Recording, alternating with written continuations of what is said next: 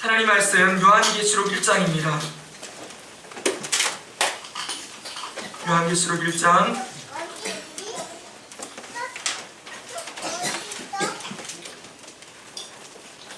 요한계시록 1장 4절에서 7절까지의 말씀을 함께 보겠습니다.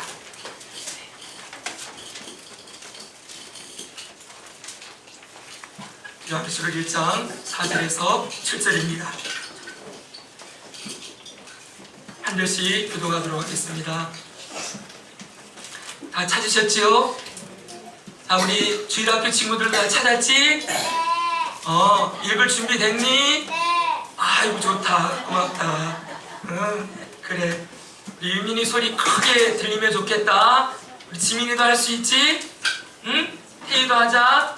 그래, 우리 같이 한번 모두 준비되셨지요? 네, 우리 한 절씩 제가 먼저 읽고 여러분들이 한 절 읽고 합니다. 먼저 제가 4절 읽습니다. 요한은 아시아에 있는 7교회에 편지하노니 이제도 계시고 전에도 계셨고 장차 오실 이와 그의 보좌 앞에 있는 7명과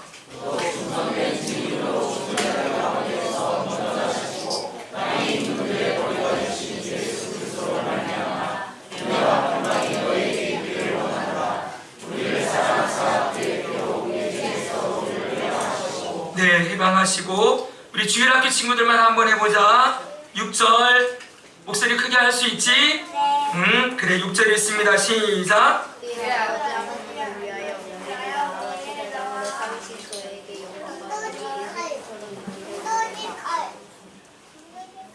읽었어요? 네. 자, 우리 같이 한번 우리 7절 같이 읽습니다. 시작. 볼지어다 그가 구름을 타고 오시리라. 각 사람의 눈이 그를 보겠고 그를 찌른 자들도 볼 것이요 땅에 있는 모든 족속이 그로 말미암아 애곡하리니 그러하리라. 아멘. 아멘.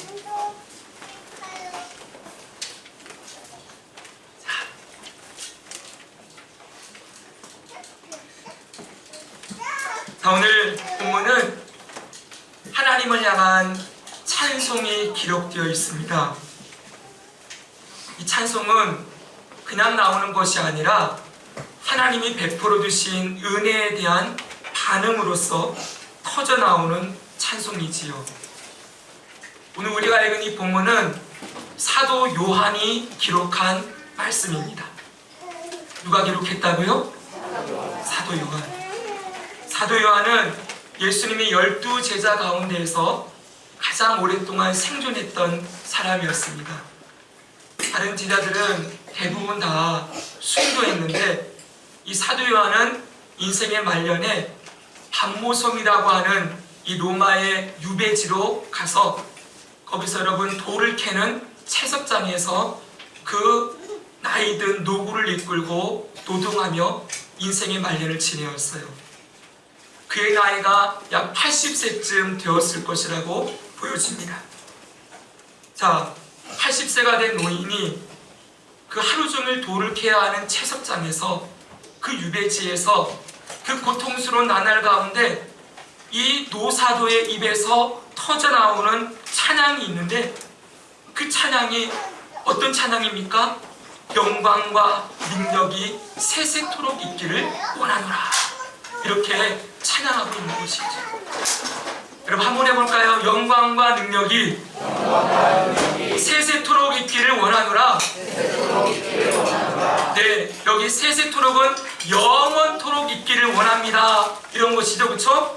영광과 능력이 하나님께 영원토록 있기 원합니다. 여러분, 이 찬양이 얼마나 힘이 있고 능력 있는 찬양이었을까요? 그렇죠, 여러분? 그런데 이 노사도의 입에서, 이 사도 요한의 입에서 이런 노래와 찬양이 가득하게 되는 이유가 있습니다. 이렇게 찬양하는 이유가 있어요. 무언가 봤더니 5절, 6절 한번 보겠습니다. 5절, 6절 앞에 있는데요. 우리 같이 한번 읽을 수 있겠죠? 주일학교 친구들 준비됐지? 우리 같이 예배 드리는 거야. 혜야, 준비됐지? 응. 자, 같이 한번 읽어봅시다. 모두 함께 시작. 우리를 사랑하사 그의 피로 우리를 죄에서 해방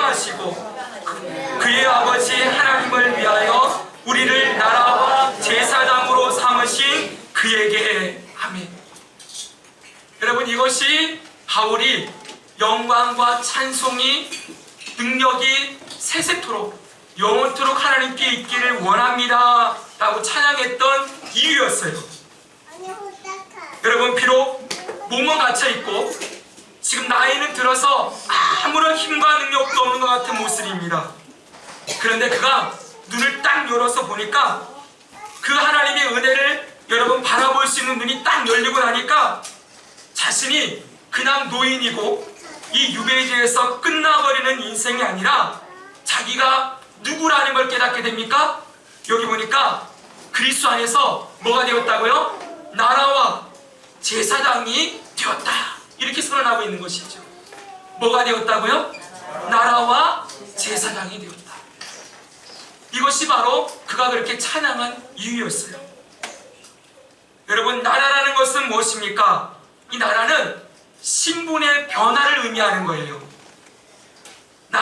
이 나라라는 건 여러분 땅의 개념보다는 통치의 개념이에요.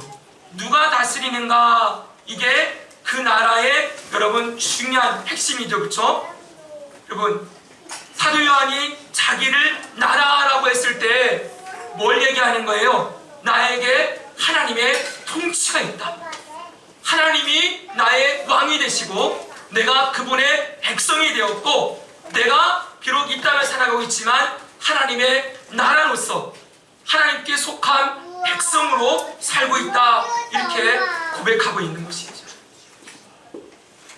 여러분, 우리나라 국회의원들 있죠?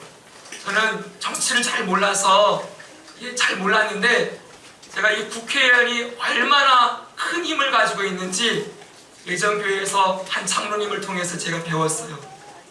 그럼 국회의원 한 사람 한 사람이 우리나라의 입법기관이랍니다. 모든 정치인들이나 모든 어떤 기관장들이나 공무원들이나 이 땅에 있는 모든 사람들이 최종적으로 하고 싶어 하는 건 국회의원이래요. 누구나 거기를 한번 해보고 싶어 한대요. 왜냐하면 이 사람들은 모여있을 때는 국회로 모여있지만 흩어져 있을 때에도 한 사람 한 사람이 우리나라를 대표하는 입법기관이어서 여러분, 국회의원이 되면은 사무실이 나오고 또 옆에 비서가 딸리고 전용차가 나오고 모든 것들이 한 사람 한 사람에게 모든 것들이 지원되어지죠. 그렇죠? 권력의 정점이라고 말할 수가 있대요. 한 사람 한 사람이 이 나라의 법을 만드는 사람들이라는 거예요. 대단한 권력이죠. 그렇죠? 근데 여러분, 하나님 편에서 볼 때 우리 한 사람 한 사람이 하나님은 누구라고 얘기해요? 하나님의 통치가 우리 가운데 있고 한 사람 한 사람이 하나님 나라를 대표하는 사람들이다 라고 말씀하고 있는 것이죠. 여러분, 내가 하나님의 나라라는 것을, 하나님의 나라가 내 안에 있다, 왕이신 하나님이 나를 통치하시고 내가 그 나라의 백성으로 한 사람 한 사람이 하나님 나라의 대표자다라는 걸 알고 있으니 이 사도 요한을 보십시오. 그가 감옥에 있든지 비록 노인이 되어 80세가 되어 채석장에 돌을 캐는 노예와 같은 비참한 삶을 살고 있든지 아무 상관이 없는 것이죠. 하나님을 대표하고 하나님 백성으로서의 참된 존귀와 영광과 능력이 내 안에 있구나, 이걸 경험하고 나니까 비록 감옥 안에 있어도 이 눈이 탁 열리고 나니까 찬양과 감사가 터져 나오는 것이죠. 그 상황에서도 찬양하는 거예요. 사랑하는 성도 여러분, 이 땅의 많은 성도들이 이 세상을 살면서 이 세상의 눈으로 자신을 평가하려고 합니다. 성경은 성도를 누구라고 얘기합니까? 하나님의 자녀라고 말씀하고 오늘 말씀에서처럼 하나님의 나라라고 말씀하고 하나님 나라의 제사장이라고 말씀하지만 자기 스스로는 그렇게 생각하지 않는 거예요. 이 땅에서 남들과 자기를 비교해가면서 자기를 실패자라고 생각하기도 하고, 그리고 가진 돈도 없고 그리고 지위도 없고 그냥 세상에서 볼 때 형편없는, 사람들 보기에 보잘것없는 그런 존재라고 많은 사람들이 자기를 생각하죠. 그러나 분명히 알아야 합니다. 이것은 우리의 진정한 실체가 아닙니다. 이건 세상에서 말하는 그러한 이야기일 뿐이지, 여러분, 하나님이 우리를 만드셨고 하나님이 우리를 이 땅에 두셨고 하나님이 지금도 우리들의 왕이 되시고, 여러분, 하나님이 우리의 삶의 주인이라면 지금 우리는 누구라는 걸 항상 기억해야 됩니까? 하나님이 나의 왕이 되시고 내가 그의 백성이고 하나님의 영광과 존귀와 능력이 우리 안에 살아있다 라는 걸 늘 인식하며 살아가야 하는 것이죠. 이것을 깨닫는 사람은 이 땅을 살아가면서 절대로 강함이나 높음이나 이 세상의 성공에 우리의 가치를 두지 않아요. 성공하든 실패하든 이건 세상의 말로 성공과 실패겠지요. 하나님 앞에선 그런 것 없습니다. 그런 것과 상관없이 저와 여러분 한 분 한 분에게 하나님의 임재가 있고 다스림이 있고 그 하나님의 영광과 존귀가 우리 안에 있고, 그리고 그 하나님을 드러내는 영광스러운 도구로 저와 여러분들을 부르시고 이 땅을 살게 하셨음을 믿으시기 바랍니다. 이것이 성경이 얘기하는 성도의 정체성이에요. 하나님은 우리를 나라로만 만들지 않으셨어요. 뭘로 만들었지요? 제사장으로 만드셨다, 이렇게 말씀하고 있습니다.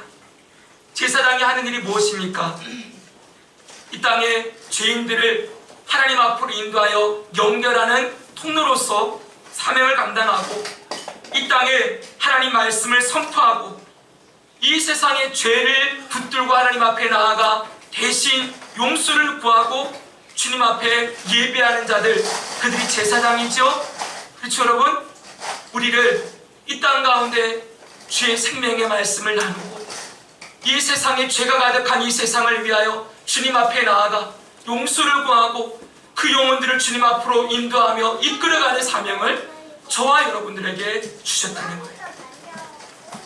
이런, 여러분 자신을 바라볼 때 내가 하나님의 나라이고 제사장이다 라는 이런 인식을 가지고 있는 이 사도 요한, 이 사도 요한에게 여러분 어떻게 이 땅에 있는 감옥이나 이 땅에 있는 고난이 그 사도 요한을 무너뜨릴 수 있었겠습니까? 전혀 그런 것들이 그 사도 요한의 그 생명, 그 영혼과 그 중심과 삶을 전혀 무너뜨릴 수 없었겠지요. 이것을 알고 나니까 감사와 감격이 있는 거예요. 이것이 바로 이 땅을 살아가는 성도의 모습임을 잊지 마시기 바랍니다.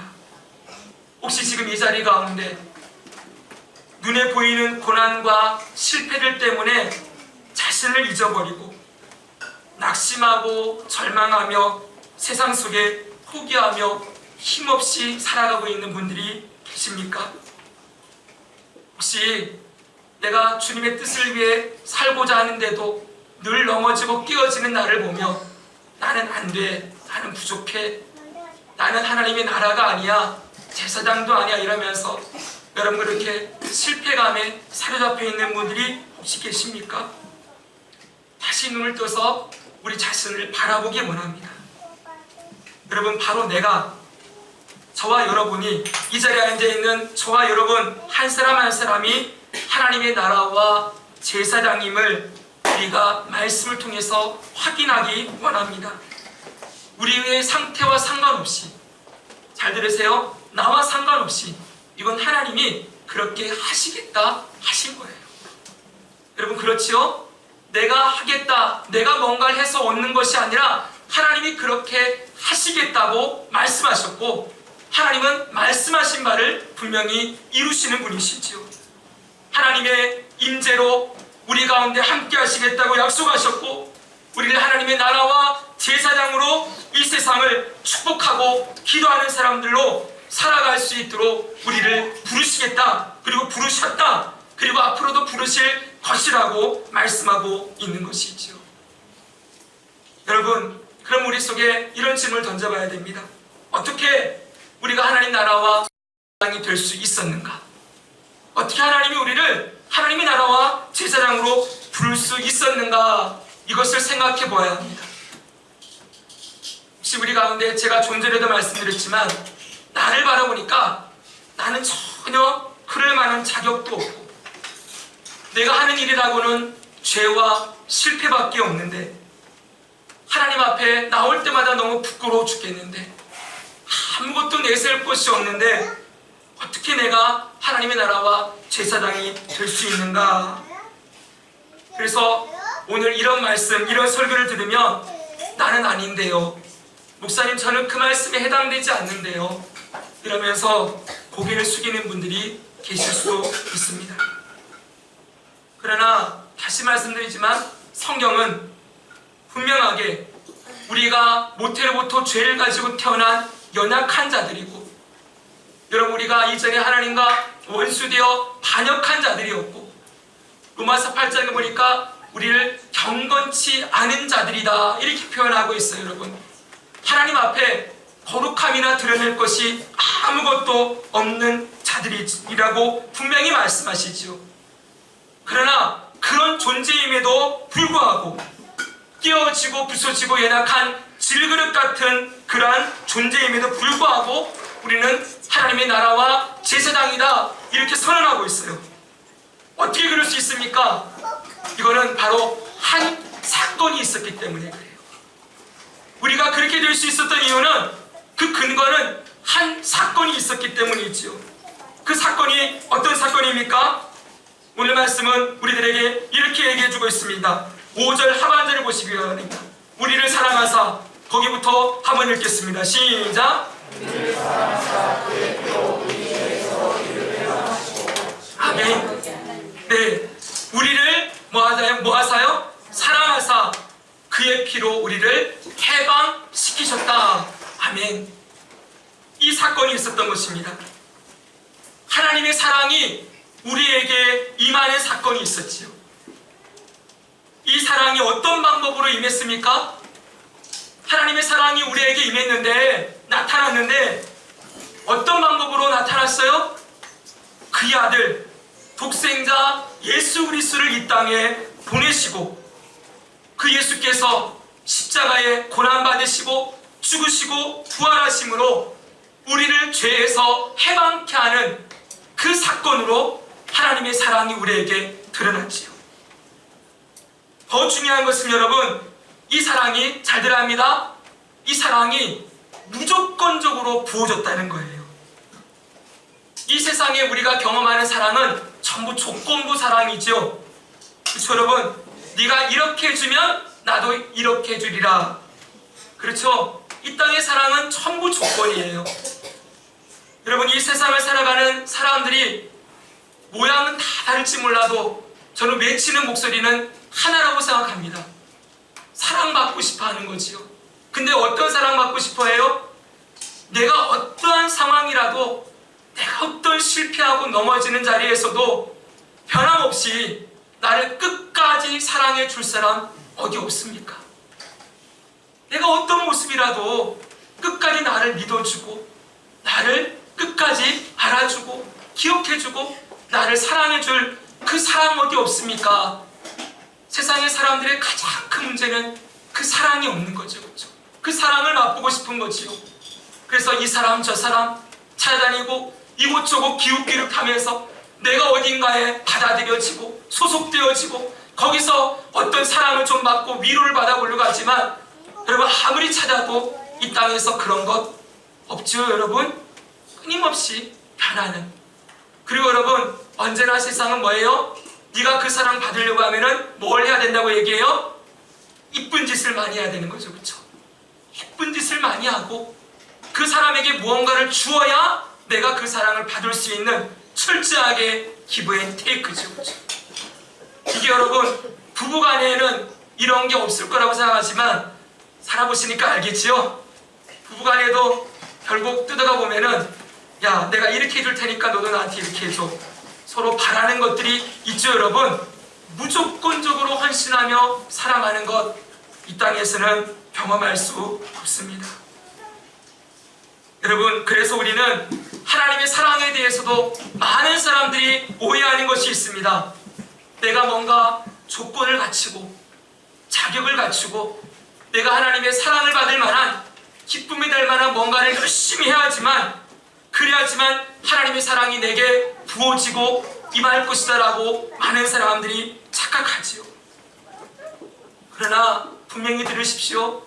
하나님의 사랑은 절대로 조건이나 자격이나 행한 것을 근거로 부어지는 사랑이 아닙니다, 여러분. 그런 기준으로 우리가 주님의 사랑을 받는다고 한다면 이 자리에 어느 누구 한 사람, 하나님의 사랑을 받을 만한 자격이 있는 사람 아무도 없습니다. 구약 성경의 율법이 몇 개인 줄 아십니까? 613개입니다. 학자들이 613개의 율법이 있는데 거기서 248개는 해라, 365개는 하지 말라라는 명령으로 되어 있어요. 하나님의 사랑을 받는, 여러분, 우리가 뭔가를 행해서 사랑을 받으려고 한다면 그 613개 다 지켜야 사랑을 받을 수 있습니다. 그게 하나님의 기준이기 때문이지. 여기 그렇게 행해서 하나님의 사랑 받을 만한 사람 있습니까? 있습니까? 없습니까? 없지요. 없어요, 여러분. 그런데 하나님은 로마서 5장 8절에 보니까 우리가 아직 죄인 되었을 때 그리스도께서 우리를 위하여 죽으심으로 하나님께서 우리를 향한 하나님의 사랑을 확증해 주셨다라고 말씀하고 있습니다. 우리가 하나님의 자기의 사랑을 받을 만한 아무런 자격이나 조건이 없을 때 하나님의 사랑이 우리 가운데 임하였고 우리를 끝까지 사랑해 주셨다라고 말씀하고 있는 것입니다. 하나님의 사랑은 우리의 행함에 대한 보상도 아니고 우리의 자격으로도 아니고 그 무엇으로도 원인을 찾을 수 없는 사랑이에요. 많은 사람들이 하나님, 나 같은 사람 왜 이렇게 사랑하십니까? 이렇게 묻습니다. 근데 하나님 앞에 가서 한번 우리 나중에 물어봅시다. 하나님, 왜 이렇게 날 사랑하셨어요? 그럼 하나님이 뭐라고 말씀하실까요? 뭐라고 말씀하실까요? 네, 들어봐야 알겠죠, 그렇죠? 들어봐야 알겠죠? 근데 그냥 사랑했단다 이렇게 말씀하지 않을까요? 그냥. 그러면 아무런 조건이나 자격이 없이 그냥 내가 널 사랑했단다. 그리고 또 하나 덧붙이면 내 사랑으로 그냥 내가 널 사랑하게 사랑했단다 이렇게 말씀하시겠지요. 여러분, 하나님의 사랑의 원인은, 하나님이 우리를 사랑하시는 원인은 이 땅에서 어떤 것에도 찾을 수가 없어요. 오직 하나님에게서만 찾을 수가 있어요. 그래서 성경은 뭐라고 말씀하세요? 하나님은 사랑이시다. 따라합시다. 하나님은 사랑이시다. 네, 그 사랑에만, 하나님 사랑에만 원인이 있어요. 그 사랑으로 우리를 사랑하신 것이죠. 우리를 사랑하사 그의 피로 우리를 죄에서 해방하셨을 뿐만 아니라 우리를 나라와 제사장으로 삼으셨다 이렇게 말씀하고 있습니다.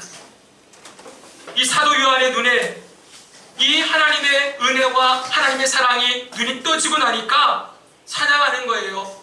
그분 앞에 모든 영광과 능력이 세세토록 있기를 원합니다 이렇게 찬양하며 주님께만 영광을 돌리는 것이죠. 주님 위에 다른 것에는 이 영광을 돌리며 살 수가 없는 것입니다. 예전에도 한 말씀드렸지만 여러분, 지금 이 고백을 한 사람이 사도 요한이지요. 사도 요한의 제자 중에 폴리갑이라는 분이 있었습니다. 직접 배운 분이에요. 이 폴리갑은 여러분 속사도라고 불립니다. 속사도라는 말은 이 사도의 제자들을 말하는 거예요. 사도는 기본적으로 예수님의 12제자와 사도 바울을 말씀하고 있죠. 그분들의 제자가 속사도이고 이분들을 다른 이름으로 교부라고 불렀어요. 이때부터 교회 시대가 시작되었기 때문에 교회의 아버지라고 해서 속사도, 교부라고 불린 분 중에 폴리갑이라는 분이 있었어요.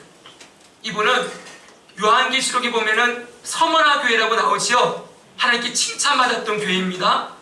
이 7교회 가운데 칭찬받은 2교회 중에 한 교회인데 빌라델비아 교회와 여러분 서머나 교회가 칭찬받았죠. 그렇죠, 여러분? 그 서머나 교회의 지도자였어요. 이분이 86세가 되었을 때 로마 황제에 의해서 경기장으로 끌려나갔고 거기서 화형장 바로 옆에서 마지막으로 로마의 총독이 묻는 말에 대답하는 시간이 있었습니다. 로마 총독이 이렇게 물었다고 합니다. 거기서 요구했던 건 지금 즉시 예수를 부인하고 가이사가 누굽니까? 로마의 황제지요. 가이사를 너의 수호신으로 맹세해라. 그렇게 요구했습니다. 가이사를 너의 수호신으로 맹세해라. 이 요구에 이폴리가 목사님이 외쳤던 말이 이것입니다. 나는 86년 동안 예수님의 종이었습니다. 그분이 그동안 내 인생 가운데 그분은 나에게 한 번도 잘못한 적이 없으시고 나를 실망시키신 버리신 적이 없었습니다. 그런데 어떻게 내가 나를 구원하신 나의 왕을 모독할 수 있겠습니까? 어떻게 내가 나를 구원하신 나의 왕을 모독할 수 있겠습니까? 그것이 그의 고백이었어요. 그리고 화형장으로 직접 걸어 올라갔어요. 사랑하는 성도 여러분, 자신이 자신의 피를 흘려 우리를 사랑하사 우리를 구원하신 그 하나님의 은혜를 아는 사람, 그 예수 그리스도의 은혜를 아는 사람은 결코 주님 외에 다른 것에 무릎을 꿇지 않습니다. 오늘날 이 세상에서 이 믿음을 가지고 오직 하나님께만 영광과 능력을 올려드리리라 고백하며 살아가는 사람, 이 결심을 가지고 사는 성도들을 보기가 참 어려운 시대를 우리는 살아가고 있습니다. 우리가 살아가는 이 시대는 패역한 시대입니다. 망가질 대로 망가졌고 왜곡된 가치관이 가득한 시대이지요. 우리는 인간이 스스로 신이 되어 살아가는 세상을 살아가고 있습니다. 이 세상 사람들 보십시오. 철저하게 자기를 기뻐하고 자기를 사랑하고 자기를 편안하게 하고 자기를 행복하게 하고, 여러분, 자기의 만족을 얻는데 전부 혈안이 되어 살고 있지요. 이 세상의 모든 시대의 흐름이 전부 자기가 신이 되어 자기가 왕이 되어 살아가도록 부추기고 있습니다. 사람들은 시간이 생기고 돈이 생기고 무언가 여유가 생기면 나를 위해 뭔가를 하려고 하고, 나를 위해 시간도 쓰고, 나를 위해 뭔가를 사고, 나를 위해 뭔가를 먹고, 나의 기쁨을 위해 뭔가를 즐기는 일, 그것을 잘 누리며 사는 것이 인생의 행복이고, 야, 사는 게 뭐 있어? 잘 먹고 잘 사는 거, 잘 즐기고 살다 가는 거지 뭐. 전부 이렇게 외치는 시대에 우리가 살아가고 있습니다. 그러나 성도 여러분, 우리는 그렇게 살지 않습니다. 성도는 그렇게 살지 않습니다. 성도는 내가 좋아야 좋은 인생이 아니고, 내가 즐거워야 행복한 인생이 아니고, 주님이 좋아야 정말 참된 인생이죠. 주님이 좋아야 좋은 곳이죠. 주님이 좋은 곳이 나에게도 좋은 곳이고, 주님이 기뻐하시는 것이 나에게도 기뻐하는 것이고, 주님이 원하시는 것이 나에게도 원하는 것이 되고, 여러분, 그것이 정말 성도의 삶에 이루어지기를 원하시는 그런 모습이죠. 사랑하는 성도 여러분, 주님이 영광을 받으시고 우리의 모든 삶의 영광과 능력과 존귀와 그 모든 것들이 주님께만 돌려질 때 우리는 비로소 진짜 참된 인생, 그리고 참된 기쁨과 행복을 경험하는 삶을 살아가게 되는 것입니다. 사랑하는 성도 여러분, 오늘 여러분들은 이 땅을 살면서 여러분의 영광은 가치라는 말로 바꿔도 된다 그랬습니다. 여러분의 삶의 가치와 능력을, 힘을 어디에다 다 쏟으며 살아가고 있습니다. 여러분의 힘과 관심과 에너지를 어디에 들이며 살아가고 있습니까? 오해하지 말아야 할 것은, 제가 여러분들 보고 전부 선교를 나가고 아니면은 저처럼 목회를 하라고 말씀드리는 것이 아닙니다. 여러분들이 무슨 일을 하든지, 여러분이 어떤 자리에 있든지 그 모든 자리에서 늘 하나님을 기억하고 하나님께 영광과 능력과 찬송을 올려드리고 예수님 한 분을 드러내고 자랑하며 살 때 그때 참된 기쁨과 만족이 있음을 기억하시기를 원합니다. 성도 여러분, 앞으로 우리가 살아갈 시대는 평안이 아니라 환란이라 그랬습니다. 어떤 선교사님이 가는 곳마다 외치는 거예요. 우리가 앞으로 맞이할 시대는 평안이 아니라 환란입니다. 여러분, 어떤 시대가 될까요? 예수 그리스도를 믿는 것이 여러분 정말 고난이고 핍박이고 좁은 길을 걸어가야 하는 시대가 우리 앞에 다가오고 있습니다. 요한계시록에 666 마크를 이마와 손에 받는 것, 이거 여러분 바코드 아닙니다. 여러분 그런 거 아니에요, 여러분. 근데 뭐라고 얘기합니까? 거기에 이것이 있어야만 매매가 가능하게 될 것이라고 말씀하고 있어요. 무슨 말입니까? 앞으로 예수 믿는 것이 직장이나 이 사회를 살아갈 때 실질적으로 우리들의 삶에 의식주라든지 살아가는 일에 제한을 받게 되고 고난을 당하는 일이 앞으로 분명하게 있을 거라고 말씀하지요. 요즘 제가 뉴스를 보다 보니까 지금 중국에 어떤 일이 벌어지고 있습니까? 중국 공산당이 여러분 기독교를 박해하는 게 완전히 극심해졌답니다. 가정교회 중에 대표적인 교회에 예배를 못 드리게 하고 문을 닫아버리고 지도자들을 잡아가버리고 중국 전역 대대적으로 지금 여러분 박해하는 일이 일어나고 있다고 합니다. 여러분 그런 일들 보면서 어떤 생각을 합니까? 여러분 우리는 지금 이렇게 편안하게 예배드리고 있지만 그들에게는 실제예요. 예수 믿는 것이 실제로 예수 믿는 것이 드러나게 되면 공산당원증을 받지도 못하고 공무원이 되지도 못하고 실질적으로 삶에 먹고 사는 일까지 제한받는 일들 일어나게 된다는 것을 보여주고 있는 것입니다. 그게 그 나라에서만 있겠습니까? 이 땅도 보십시오. 많이 말씀드리고 싶지만 이 땅의 뉴스라든지 인터넷 매체를 통해서 여러분 기독교와 교회를 여러분 갈수록 이렇게 폄하하고 낮추는 일들이 얼마나 많아지고 있습니까? 이제는 기독교인 그러면 조금 지나가면 사람들이 우리를 좀 과격한 표현일지 모르지만 원래처럼 보는 일도 있을 수 있습니다. 아예 외면하고 극도로 혐오하고 극도로 싫어하는 일, 그런 일들 있겠지요. 여러분 이런 시대 가운데에서 우리가 어떻게 살아야 합니까? 오늘 우리의 마음을 굳건하게 잘 지켜서 여러분 우리가 누구인지를 기억해야 하죠. 그 수많은 로마의 박해의 시대에 그 현장에 살았던 사도 요한이 외쳤던 것처럼 내가 그럼에도 불구하고 지금 여기서 밤모습에서 유배되어 감옥에 갇혀서 여러분 채석장의 노예 생활을 살아간다 할지라도 내가 하나님의 나라이고 내가 하나님의 나라의 제사장님을 잃지 않고 살아야 하는 것처럼 여러분 그래서 그 상황 가운데서도 영광과 능력이 세세토록 영원토록 하나님께만 있습니다 외치는 것처럼 우리 입으로도 끊임없이 그렇게 주님을 찬양하며 예배하는 일들이 여러분 우리 삶의 중심에 다 박혀 있어야만 이 땅을 살아갈 수 있을 것입니다. 사단은 갈수록 우리를 넘어뜨리려 갈 것입니다. 여러분 자기가 신이 되어 살아가는 이 시대에 사단은 끊임없이 네가 행복하면 하나님도 좋은 거야, 네가 즐거우면 하나님도 좋은 거야, 너를 추구하고 자신을 사랑하고 자신을 기쁘게 하는 일, 그래서 영광을 자기에게 자꾸 돌리려고 하는 일들을 끊임없이 그리스도인들에게 집어넣어 줄 거예요.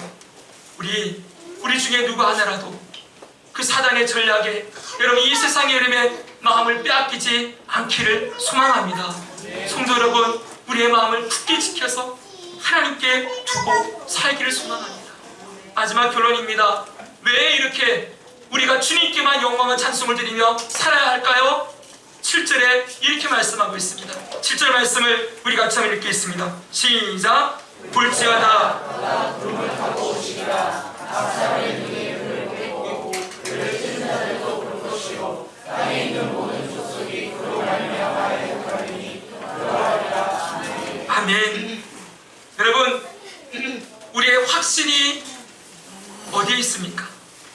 우리가 이 땅에서 고난당하고 아프고 그런 가운데서도 영광과 능력을 주님께 돌려드리며 감사의 찬양과 예배를 드릴 수 있는 그 이유가 무엇입니까? 그것은 바로 한 날이 오기 때문에 그렇습니다. 한 날이 옵니다. 여러분, 어떤 날입니까? 그가 다시 오시는 날이 있다고 말씀하는 것이죠. 원문에 보면은 He is coming. 그분이 오실 것이다. 이렇게 말씀하고 있어요.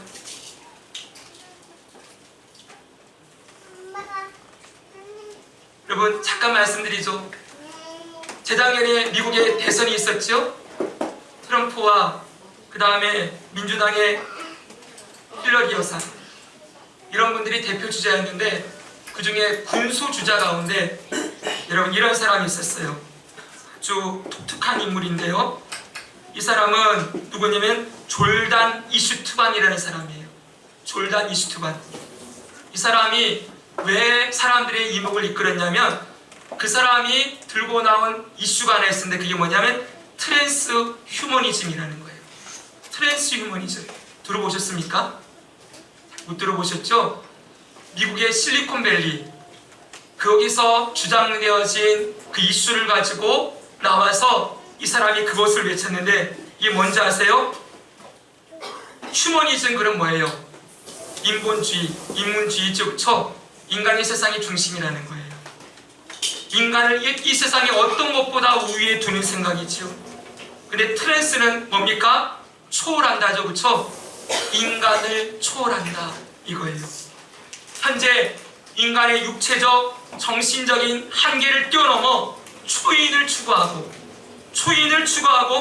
그것을 위해 노력하는 그 흐름을 옹호하고 지지하는 세력들이 트랜스 휴머니즘이에요. 이들은 과학기술의 발전 그리고 디지털 기술과 생명공학의 발전을 통해서 이렇게 주장을 합니다. 들어보십시오. 앞으로 몇십 년 지나지 않아 유전공학과 생명공학 기술 덕분에 우리는 인간의 생리기능, 면역계, 수명뿐 아니라 지적, 정서적 능력까지 크게 변화시킬 수 있게 될 것이다. 유전공학이 천재 생쥐를 만들 수 있다면, 천재 인간을 만들지 못한 이유가 어디 있을까? 어디 있겠는가? 그럴듯한 얘기죠? 이건 여러분 진화론의 극치라고 말할 수가 있어요. 인간이 신이 되고자 하는 가장 극치가 이런 사상으로 지금 흘러가고 있다는 것을 여러분 기억해야 합니다. 근데 여러분, 아무리 사람이 그래봤자 누가 오십니까? 예수님이 이 땅에 오십니다. 그분이 이 땅에 오실 날에 어떤 일이 벌어집니까? 이 세상에 인간이 높아지려고 하늘 끝까지 쌓으려고 했던 그 바벨탑들, 인간이 신이 되려고 하는 그 모든 시도들, 하나님을 거부하고 왕 대신 하나님을 배반하고 마음껏 자기를 추구하며 살았던 이 세상에 쌓아놓은 모든 것들이 무너질 때가 있다고 반드시 말씀하십니다. 이 세상은 끝이 나고 인간이 왕이 아닌 하나님이 왕이심을 분명하게 보여주고 드러내는 그 나라가 완성될 것이라고 말씀합니다. 그때 많은 사람들이 오늘 말씀에 있는 것처럼 울면서 애곡할 것입니다. 왜 웁니까? 내가 그토록 땀 흘려 수고하며 쌓아놓았던 그 모든 것들이 무너지는 것들을 바라보면서 자신이 모든 열심과 인생을 투자해서 담아놓았던 그 모든 쌓아놨던 것들이 그 인생이 주님의 오심과 함께 다 무너지고 사라지는 것을 보면서 울리며 애통하는 일들이 이 땅에 가득 차게 될 거라는 거예요. 그토록 주님께서, 예수님께서 하나님의 나라 안으로 들어오라고, 예수 그리스도를 믿고 주님의 나라 안으로 들어오라고 그렇게 초청하고 외쳤음에도 불구하고 그 주님의 부르심을 거부하고 끝까지 자기를 따라 살았던 이 땅의 수많은 사람들이 그 주님을 멀리했던 인생을 통곡하며 아파하며 주님 앞에 우는 날이 반드시 올 것이라는 것입니다. 사랑하는 성도 여러분, 우리는 그때 우는 것이 아니라 감사하며 박수치며 즐거워하며 환호성을 지르며 그 주님을 맞이하게 되겠죠? 그렇죠 여러분? 그렇게 살기 위해서, 그때를 맞이하기 위해서 지금 우리가 해야 할 일은 그때 우는 자들이 아니라 지금 울어야 합니다. 우리의 무가치함과 우리의 연약함과 여러분 우리의 죄인됨을 주님 앞에 고백하고 다시 주님 앞으로 나아가 예수님을 붙들고 예수님을 나의 소망으로 삼고 그 하나님을 사랑하며 하나님께만 영광과 찬송을 올려드리는 삶을 살아가는 저와 여러분, 그 성도들이 그날에 지금은 울지라도, 지금은 고난 가운데 핍박 가운데 때로는 눈물 지으며 아파할지라도 그날에는 찬양과 감사와 감격과 기쁨의 노래를 주님 앞에 드리게 될 것입니다. 여러분, 그날에 어떤 일이 벌어집니까? 우리가 구원을 누리는데 모든 장애물들이 제거되어집니다. 우리의 대적 원수였던 그 마귀는 지옥불에 던져져 영원토록 그 무전에 갇히는 일이 일어나게 될 것이고, 적그리스도들은 여러분 끝없이 우리를 넘어뜨리는 적그리스도들은 이 땅에서 불태워 없어지게 될 것이고, 여러분 이 땅이 사라지고 새하늘과 새 땅이 임할 것이죠. 그날에 우리의 몸은 영화로운 몸으로 부활되어져 마지막 우리들의 가장 큰 이 장애물인 육신이 남아있는 한 죄의 소욕 때문에, 그렇죠 여러분? 끊임없이 넘어지지만 이 육신 또한 영화롭게 변화되어서 그 영광 가운데 우리 모두 들어가게 될 것입니다. 성도 여러분, 혹시 이 가운데 그럴 분은 없다고 생각하지만 이 세상이 너무 즐거운 분들 계십니까? 마음껏 돈과 시간과 재능을 사용해서 원하는 것을 가지고 즐기면서 살아가는 분이 계십니까? 아니면 혹시 맨날 이 책상 앞에다가 하와이 그림 하나 붙여놓고 있잖아요. 여러분 휴가지 그림 하나 붙여놓고 맨날 거기 가서 인생을 즐기며 놀며 마음껏 여러분 원하는 것을 먹고 마시는 일을, 그것을 즐기기 위해 지금 열심히 돈을 벌고 땀 흘려 일하는 분들 혹시 계십니까? 그런 분들 없지요 여러분? 그런 건 다 불태워질 것입니다. 그날이 오면 반드시 사라집니다.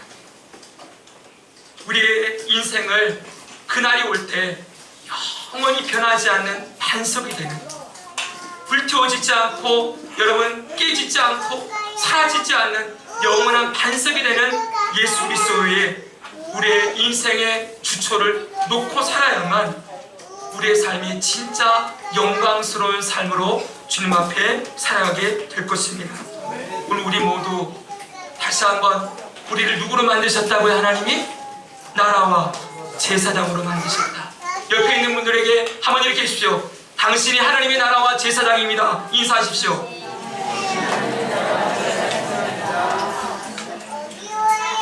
축복하면서 하셨습니까?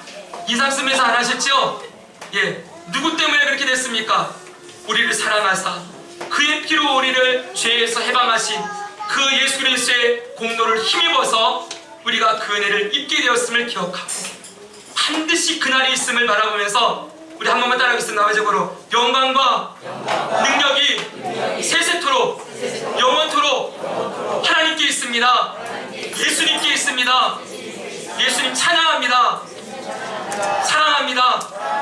날마다 이 고백을 주님께 드리며 살아가는 저와 여러분이 되기를 주님의 이름으로 축원합니다. 아멘. 기도하겠습니다.